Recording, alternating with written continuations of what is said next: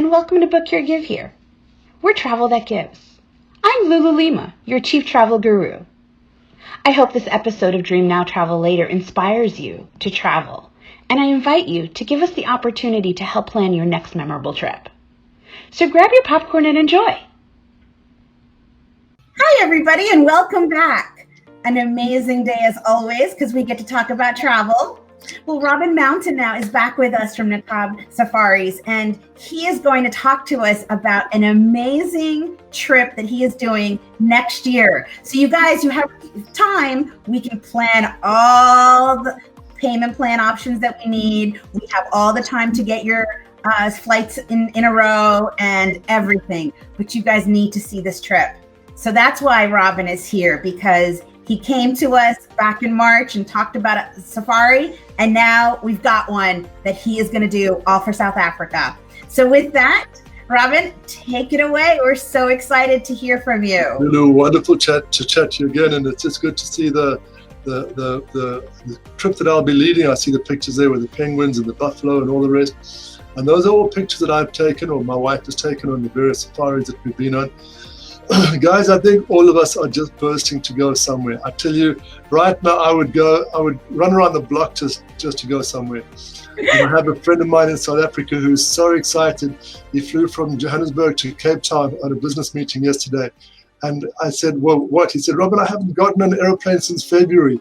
So going on a serious note, I personally, I'm sorry, I think this COVID has been overdone and overtaken, blah, blah, blah. Politically, I don't want to stand on any toes. But just to say that, honestly, if you look at the countries we go into, they are far more adapted to a situation like we've got now. I was actually in Africa when Ebola was going wild on the West Coast. I wasn't on the West Coast, I was on the East Coast and in southern Africa. And I'm quite used to my temperature being not that, but my temperature being taken when I walk in and out of airports, when I walk in and out of restaurants. We didn't wear masks back then, but there was always hand washing everywhere and sanitary sanitizer. So, as I say, we are a lot more geared up for it down there. Do I think it's going to be a problem in September? Believe me, we're going to have another one by then, okay? Which none of us know what it is, okay? I think the only problem we're going to have next year is accommodation. And thank God I've got this accommodation booked and ready for everybody who's watching this. Because, guys, we're going to make Lulu go with us, okay?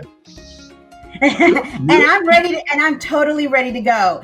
So as you guys can see, I'm kind of giving you guys a little bit of pictures of an overview of where we're going to be staying, all the different pieces of where we're going to go, the game lodge, and everything. And so there's so many different things that we're going to be experiencing, and we're going to be together as a team, right? So it's going to be all of us. In Cape Town, you're going to have this beautiful Commodore Hotel. So I'm really excited to be able to show off, all of the different things. And look at Zimbabwe. The Victoria Falls are absolutely magnificent. Yeah, and I mean, it's absolutely stunning. And so talking about being one with nature, right? So we really want to focus on a lot of these moving pieces. We're quickly just kind of highlighting some of these things, but you talked about somebody in Johannesburg. I mean, look at these beautiful lilac trees. Those are known as jacaranda, or if we say it in Spanish, jacaranda. Jacaranda, look at that. I didn't even know that. I just knew that it was lilac because I'm like, hey, it's my favorite color. It's purple. Exactly. So that's one of the reasons why I'm calling it out, right? There we go, jacaranda. And it's beautiful. It's beautiful. And in fact, what's quite interesting is they're taking them out in South Africa because it's not indigenous. And I know I'm like that as well, but you know what? When you're a naturalist like I am, we want the acacia, we want the fever trees. But now, guys, what's also I did a presentation about the same time yesterday, and the animals are great. I mean, the big five. We're going to see the big five. We will see the lions, the leopards, the cheetah, the giraffe, so on and so forth. But it's the people that we're going to meet. None of us are going to be able to see Nelson Mandela, who's in my office over there. None of us are going to be able to see him. But guess what, guys? We will have the privilege of having a meal with his prison warden. Now that offends some people when we think of prisons nowadays. But no, this man shackled Mandela, and he unshackled Mandela. This man was the man who smuggled Mandela out 3 years before his release, dressed him up as a lady, and drove around Cape Town with him. What a great opportunity these to guys have. had a personal relationship like that. And, you'll get the privilege to meet him and to interact with them as well. We're going to do a home-hosted meal in Zimbabwe, where you'll actually go and sit at lunchtime in somebody else's home and have a meal with them. And that's what's beautiful. The guides that we use when we go on the game drives, where we have a driver and we have a tracker, speak to those guys, ask them about their culture, ask them, just tell me some of your cultural stories. And we have some of the most amazing interactions, human-wise. And I think that's one of the reasons why I love, having you come back, because you are very much like me in the sense of we believe that travel really brings us much more together. There's such a great opportunity of cultural immersion through food, and really just a great opportunity overall. Again, we're going to see the animals, we're going to do a lot of these moving pieces, but really, I mean, it's how amazing we can really highlight all of the pieces that are that everybody wants to see.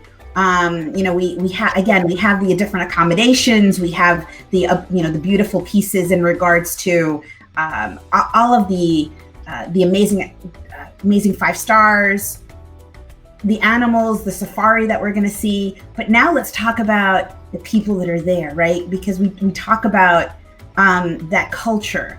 And so, and flying down to, down into Johannesburg from New York is very simple. Guys, it's a non-stop flight. You get on at 10 o'clock in the morning. It's about 11 o'clock by the time you take off, and you get there at 8 o'clock the next morning.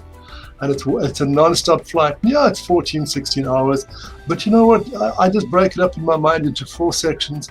Everything is free on the flight. Everything is absolutely free on the flight. Okay, I'm not an alcoholic. I haven't gone to AA, and I don't need to go yet. But I'm not flying that aeroplane, and I'm not driving it. All I'm going to do is enjoy what I'm doing, get up and go to the bathroom. Exactly.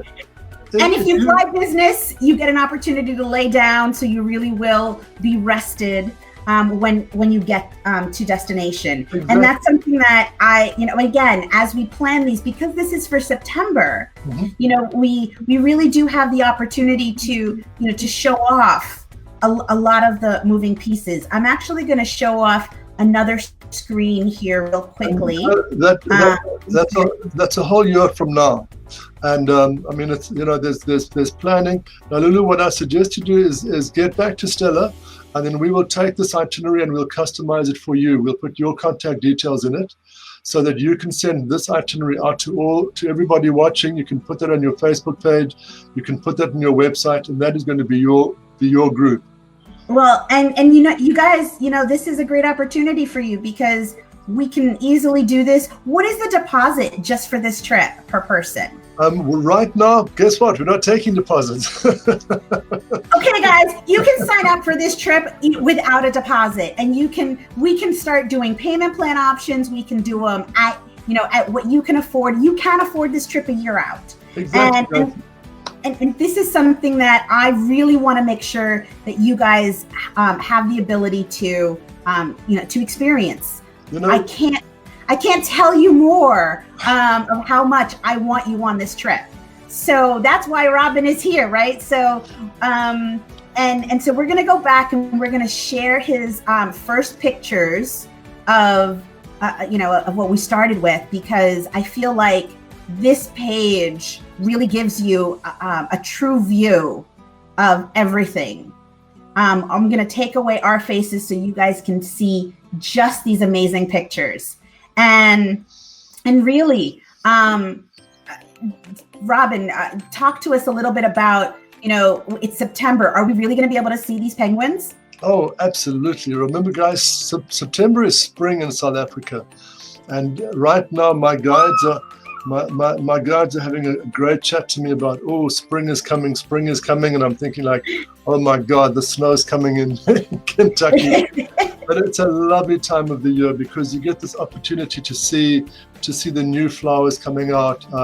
We'll even try and see if we can get into Kirstenbosch Gardens. And I've often said to Stella, if I lose my mind more than I have right now, just go and put me in Kirstenbosch Gardens in springtime. It's absolutely fantastic to be there. I mean, September, October, November are my favorite months of the year. It's not too hot. January, February, March can be very hot. Now, how do you tell somebody from Texas what is hot? But, yes. How do you tell somebody from Texas who likes 100 degrees Fahrenheit? What is hot? I know, but wait until you live in Kentucky when you get 100 degrees and the humidity is about 150. Yeah. Now, so guys, the weather that time of the year is going to be what I classify as champagne weather. Early mornings might be in the low 50s, and the evenings might be in the high 80s. So it's pleasant weather, very pleasant weather. There won't be as much water over the Victoria Falls as you see in that picture, because that is in March, April, May, when that water has fallen in Angola in January, February. But it's actually nicer because you can see more of the falls. When you have too much water coming over, I mean, I make a joke about it. I get into trouble every time, but it's like a wet t-shirt competition. Sorry, people are trying to call me. Yes, everyone, because you're such a popular man, everybody's trying to book this trip. And so guys, I want to make sure that you guys all have a seat on this safari. And honestly, guys, all I can say is I'm not selling a second-hand car, but listen to Lulu. Book. I've got a group before yours, guys. It's a rugby tour, and I don't know. We've been told we could have over 1,000 people on it, and we're a sub-agent for the Lions Irish Rugby. Remember, the British taught the rest of the world to play rugby. Yes. South Africa beat them in the world finals last year. So it's the South Africans and the British. So it's a huge group happening right before you. So I will be in South Africa for this time. So, so think about it, guys. We're going to go right after this rugby. So everybody has already left. So that means there'll be social distancing. You don't have to worry about any of the COVID pieces, all of that kind of stuff. Because again, the crowds have been gone. But guys, remember, the crowds are before us. Remember, guys, there is one shot that we have to have. Do you know the shot that we have to have, Lulu? We have to have one shot to go to South Africa. Now, you guys need to write this down, okay? Is it the whiskey shot? The only shot you need is a shot of whiskey when you get there with me. I remember that from last time. There we go. Guys, no shots, no vaccinations. Don't even let your mind go that far about malaria. It's been winter time. There's no standing water. The water hasn't stood long enough.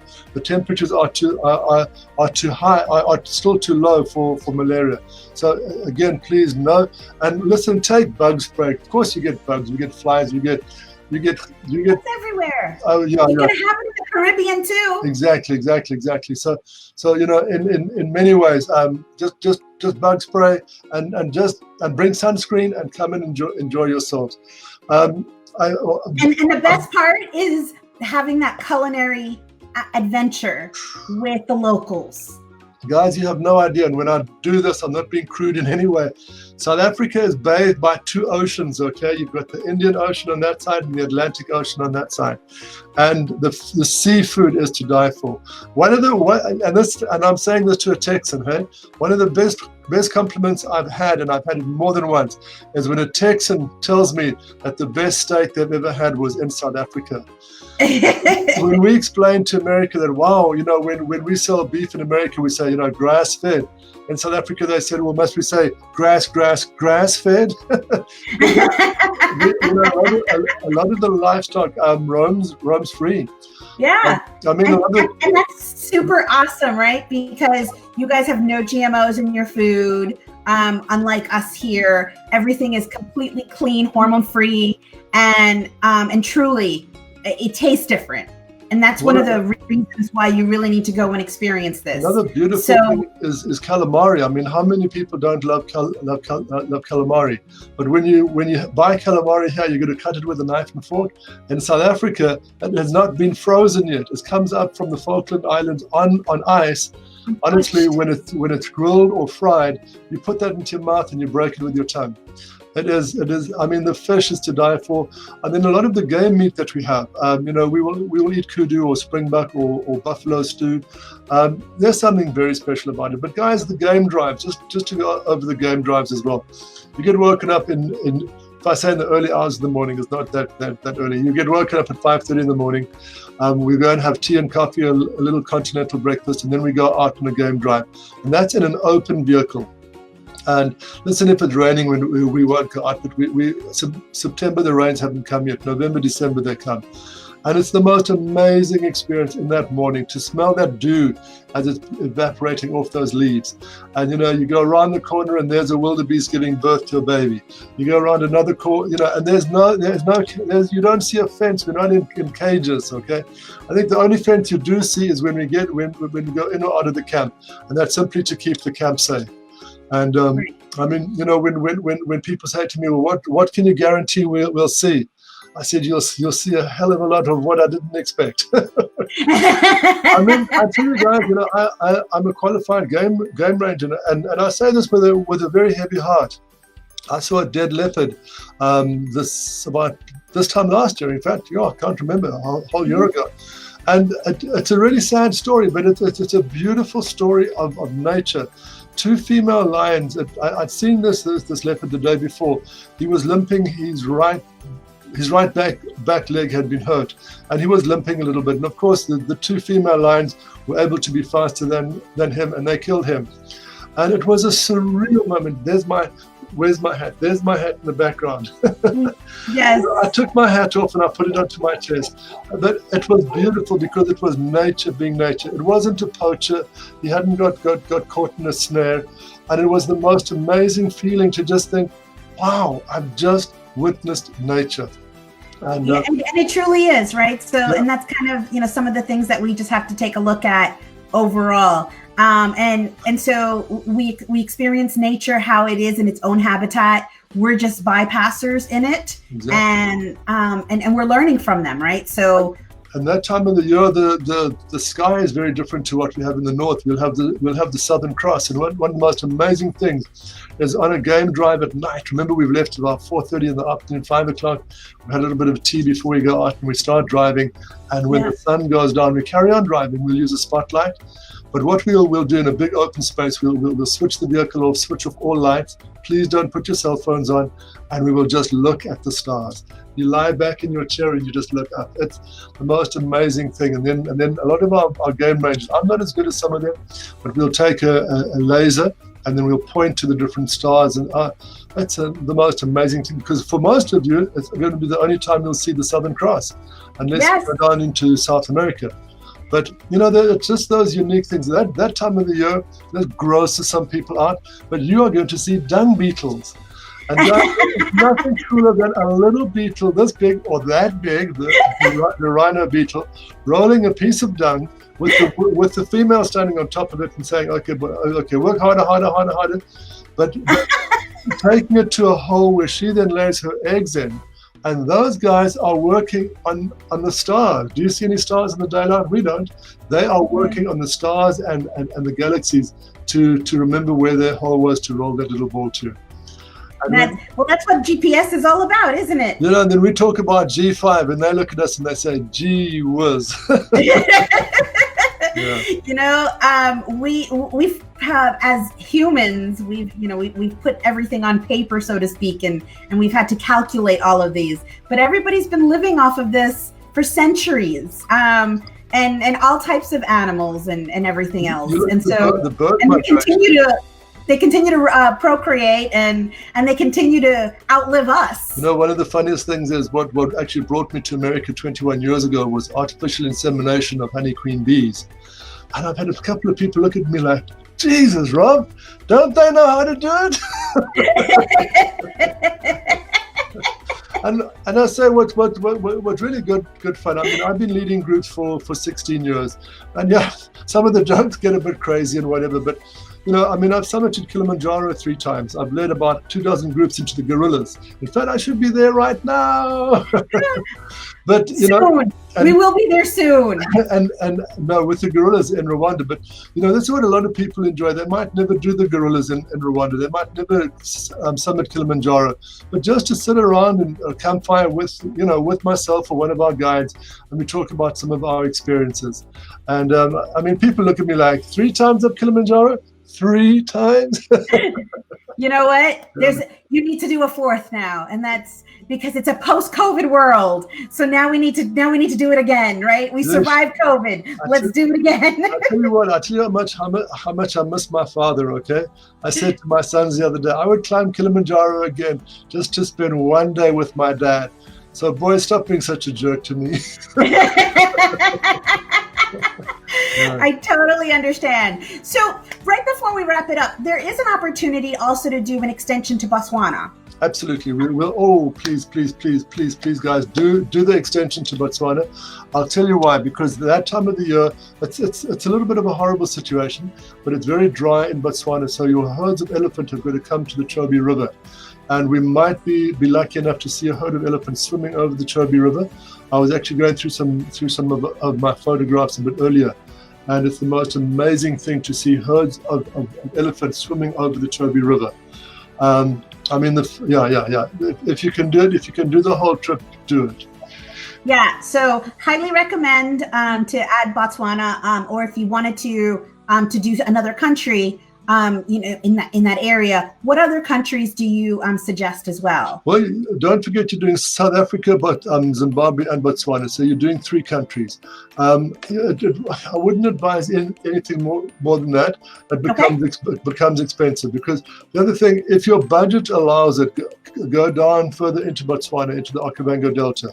But I would rather put a day or 2 on in the beginning.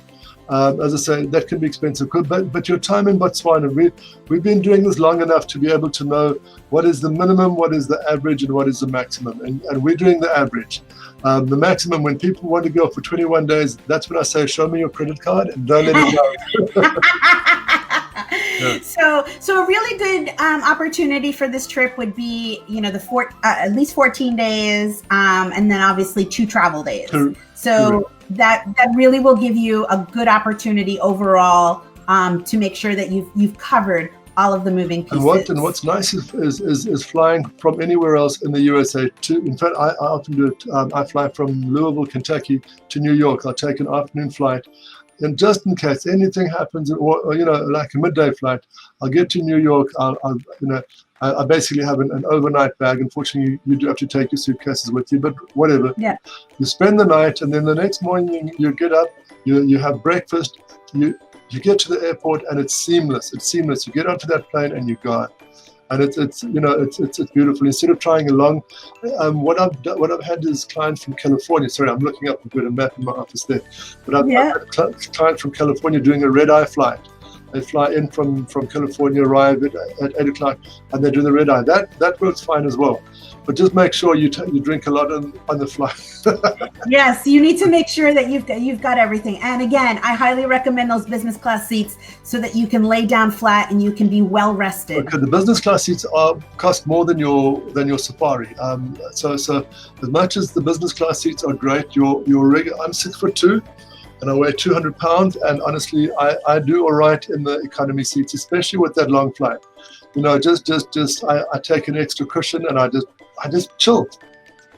You just chill. Some of us are a little bit more adventurous, so I leave that to those of you guys who want to do that. However, I'm a big proponent. I do work with a lot of the consolidators, and if there's enough of us, we can get a group rate. So I'm all for it. And I like my lay flat seats. So everyone knows how I like to travel. So, but if the economy or a premium economy is where we got to go, that's what we'll do for you. But again, it's a beautiful opportunity. Robin, thank you so much for joining. I really appreciate you sharing all of these amazing things and sharing this great trip with us. And you guys, if you guys are thinking about this, we have the time now to book this. The final payment will be due 60 days or before departure, correct? That's about 60 or 90 days. Okay. As I say, book now. I mean, this is one of these book now, fly later. But book now. We're not taking payments right now just because nothing's open, and we're not sure what exchange rates are going to be. The price is going to be the same. Okay, might even come down with the way things are going now. So book now. And in fact, guys, I'm not selling a second-hand car, but these groups are going fast. They are going very fast. So. You heard the phone calls coming in while I was trying to talk to you guys. Exactly. So these are going to sell, and I really would like you guys to enjoy this, and especially during this time of the year, because it is their spring. So you're going to get to see things in their spring that you wouldn't necessarily see anywhere else. Sure, Look, there's another, and that beep is yet another. Somebody else wants that seat. So, Robin, thank you so much for taking time out of your busy schedule. Really appreciate it. Love that you're here, and we can't wait to start a safari with you. Thank you so much, and I appreciate you, Lulu, and thank you for the positive influence that you are in the travel community. I know it, I see it, and sometimes with what we've all been through, oh my God, it's not easy to be positive, but you've always kept up that big old smile of yours, and thank you very much. Oh, no, thank you. It's because of suppliers like you that I can. So, namaste until the next time. Namaste. Thank you. Cheers, girl. Bye-bye, everybody. Bye. Hi, everybody, and welcome. We're doing a surprise update today on African safaris. And I have Robin Mountain with me today. I'm so excited. He is the owner of NTABA African Safari, as well as having his great coffee house in Louisville. So really excited to bring you him today, because we want to talk about different destinations that we can go to. Everybody's talking about, oh, can I go here? Can I go there? What can I do? Is this safe? All of that. So we want to, and we want to all have experiences. So with that, I really want to give the floor up to Robin here so that he can kind of talk to us a little bit about his itineraries, his experiences, what we can experience, and what we're going to have when we get there. The open space and all of that, and the freedom and the breathing. So with that, absolutely. Away.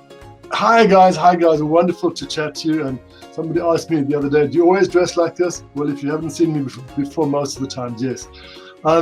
One of the lovely things I love to promote about Southern Africa, going to South Africa, Zimbabwe, Botswana, what we call Southern Africa, you only have to have one shot. No other vaccinations, just one shot. Now, do you know what that shot is? Is it yellow fever? It's a shot of whiskey with me when you get there. Oh, well, in that case, half down. And that's a great thing, going to Southern Africa. A lot of people say to me, where should I start my safari experience, in East Africa or Southern Africa? It's two different animals. It's like, I'm going to the USA. I live in South Africa. I'm going to the USA. Should I go to Los Angeles or should I go to New York? I mean, it's still America, but it's two different experiences.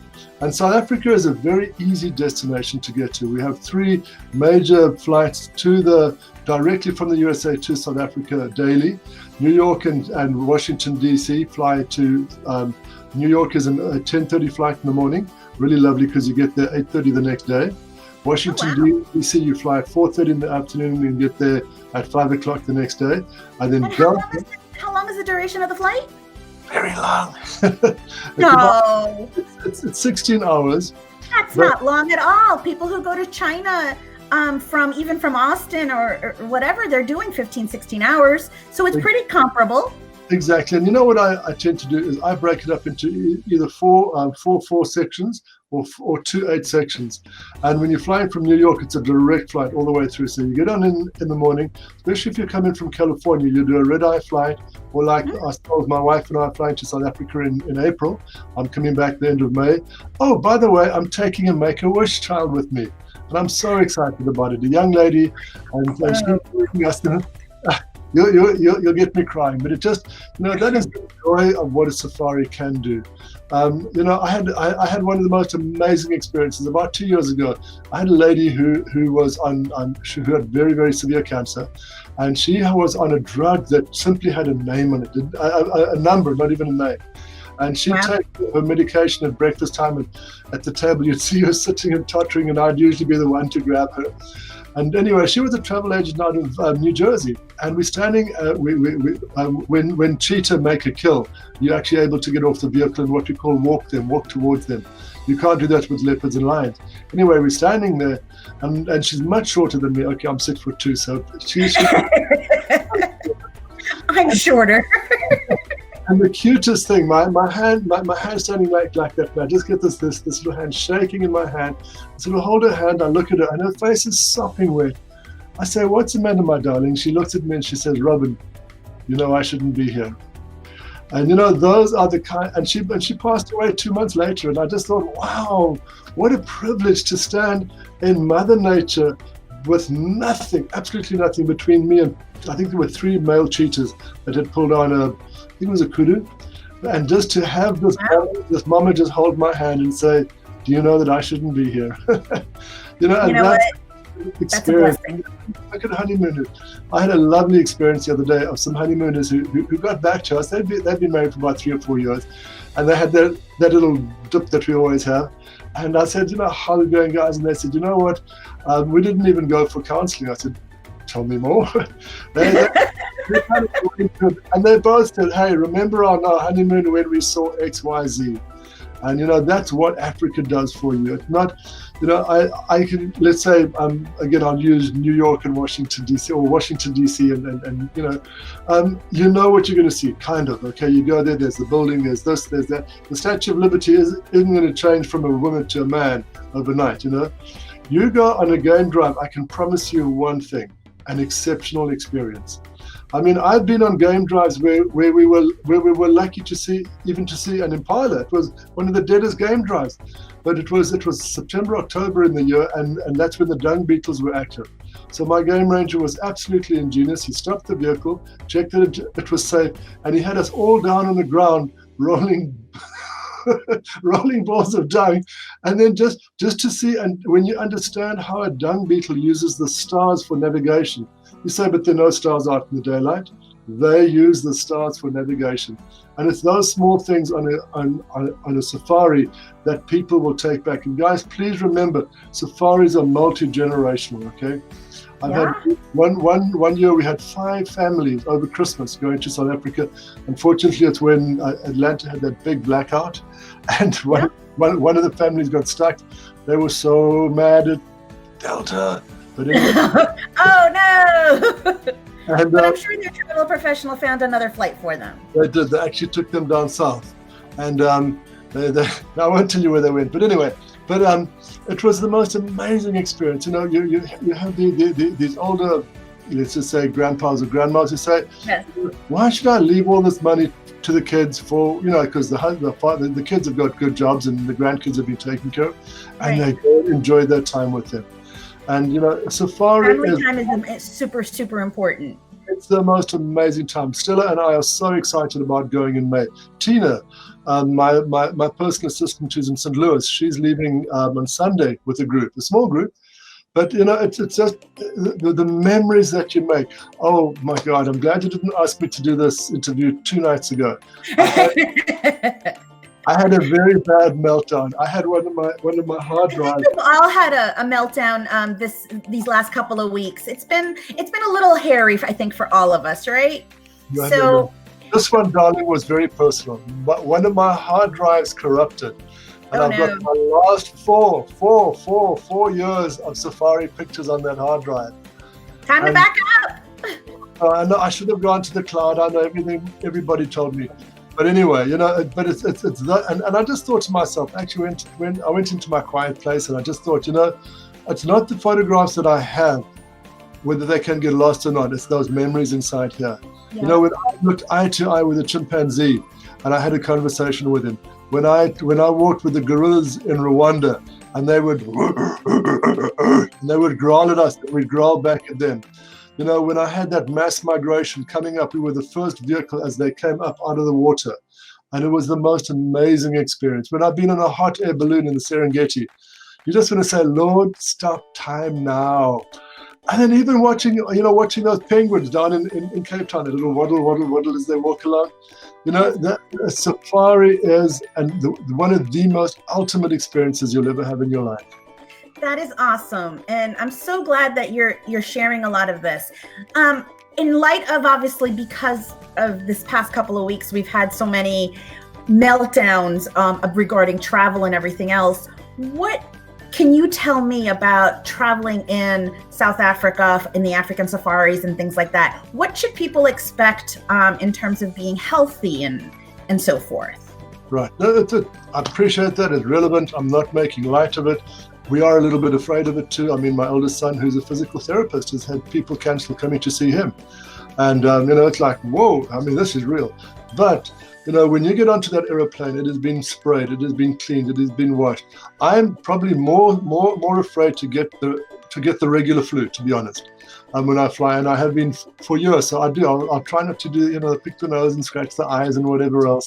I almost going to say, once you survive the damn flight, I mean it, okay? Not necessarily over there internally here, but once you get over there,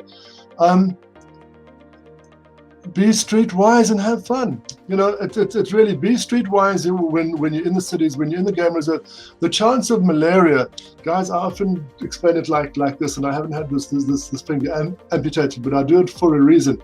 If these are the strains of mosquitoes that you get, this would be, let's say, the monophily, which is the mosquito that carries the virus. Only the females, so half of that, only the females can give you malaria. Then the only way they can get it. Let me say I've got malaria. I've come back from Africa now and I've got full-blown malaria. I'm sitting here and a mosquito in Kentucky flies and bites me and then bites you. Will you get malaria? I don't believe so. Exactly, because it's got to be the female monophily.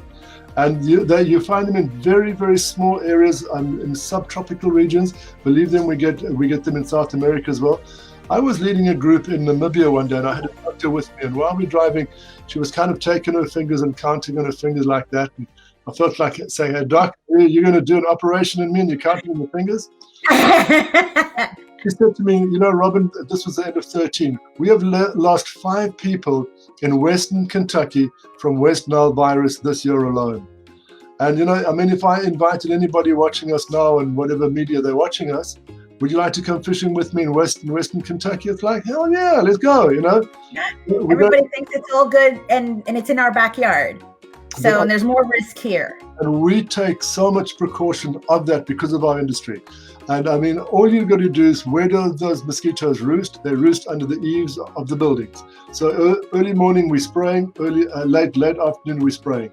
And in 15 years that we've had our company, I've never taken a prophylaxis, and we've never had anybody have malaria. The prophylaxis actually means like a trash bag with holes in it. It might work, okay? But the problem is with the prophylaxis, when you get a fever, when you get the symptoms, not even the symptoms, the doctors don't know how to treat you. So when you've taken the prophylaxis, you're actually masking those symptoms. So they'll check. Well, nowadays with corona, but I mean, they'll check you for flu and this flu and that flu and that flu. Whereas if you just, like myself, when I go, I've got a little landing spot in the top. my malaria stuff there. I put it on my ears. I rub it down my neck, my arms, and then I wear long pants at night. And yeah, there are other bugs that bite besides mosquitoes. Awesome. As far as a game drive in the vehicle, we never feed the animals from the vehicle, and we never hurt them from the vehicle. So that's why we can go and drive in amongst them. Like with the herd of elephants, we don't drive up into the herd of elephants. We'll drive, we'll see where they're coming through the bush, and then we'll go and drive and park and let them come towards us. So they're very calm. I know there are things on YouTube where people have been chased by elephants and whatever else, but we don't use a game reserve where a game ranger is going to get you into an awkward situation. Awesome. And one last thing, could you talk a little bit more about the itineraries? You mentioned how different one is from the other. So could you talk about how you would experience what you would experience from one itinerary to another? Okay, absolutely. Southern Africa, we basically fly into Johannesburg, do Cape Town, Kruger, Victoria Falls, and some Botswana, or whatever way you can do it around. Yes, there's the garden route to go on and so on. East Africa, I'm tending to keep out of Kenya, and my brothers and sisters don't kill me right now, but Kenya is very difficult to get around the main city. Nairobi is a mess. Whereas Tanzania is a beautiful East African destination. Tanzania, Rwanda, Uganda, and then guys, a completely forgotten, beautiful, beautiful country is Malawi. Malawi is the poorest country in Africa at the moment, but Lake Malawi has over 800 species of fish. Get 800 people to stand in a row and all say, I'm a fish, I'm a fish, I'm a fish, and see how long that'll take. And honeymoons in Malawi. I mean, you can do honeymoons for $250, $350 a person per day, absolutely everything included. Of course, except air. And it's so easy. You fly into Johannesburg and you fly to Lilongwe. And then from Lilongwe, you can come down and do some of your safaris in Zambia. So you get on, you drive down, beautiful. So as I say, Malawi, Zambia, great combination. We can also put Mozambique with that. But Tanzania for your absolute out of Africa experience. We've got the Serengeti. We also combine Tanzania with Rwanda for the gorillas, and I'm actually leading a group at the end of this year to the chimpanzees, and that's an amazing experience in Uganda. So anybody wants to get hold of us, get hold of you, and you'll put them in touch with us. Absolutely. We'll do all those bookings for everybody. We'll coordinate all the air. We'll do all of those moving pieces. Oh, Robin, thank you so much for taking the time to kind of go over, some of the different itineraries. I'm already so excited. Tanzania is on my bucket list. So definitely want to make sure that we plan something before time is up. I've had the privilege of summiting Kilimanjaro 3 times and leading many groups into the gorillas. And I don't say that to boast, but people say, how did I get involved in coffee? And it was exactly that, walking through these coffee plantations and meeting the beautiful, beautiful, beautiful people of East Africa. And East African coffee is endemic to East Africa, by the way. It wasn't brought there. And coffee in Africa grows at a very high altitude. So in other words, that soil is well drained. So our acidity level is very, very low in African coffee. And honestly, I cannot keep up with the market right now. So I'm love sure it. You're bringing it into the United States where it's practically unheard of. I love it because my safari company takes you to Africa and my coffee company brings Africa to you. And every cup of coffee you drink from our coffee house, you are helping a kid go to school in Africa. That's awesome. Super. And so, and that's a great thing. So being that we're also all about social responsible travel, so when somebody books through us, they have an opportunity now to help a local charity at home. So now they can go have a good time. And now when they buy your products and go through you also give back. So great opportunity for all of that social responsibility straight through. It's an amazing thing.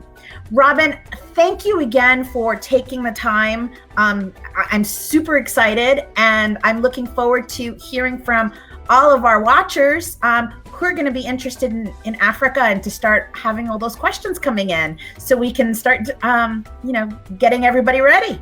Guys, spread some good news around, okay? Spread some good news around. Yes. South Africa, East Africa, we're open for business. Come on over. Malawi, we need you. We want you. Come on Awesome. And we're here to help you get there. So thank you again, Robin. I really appreciate it. Thank you. Namaste.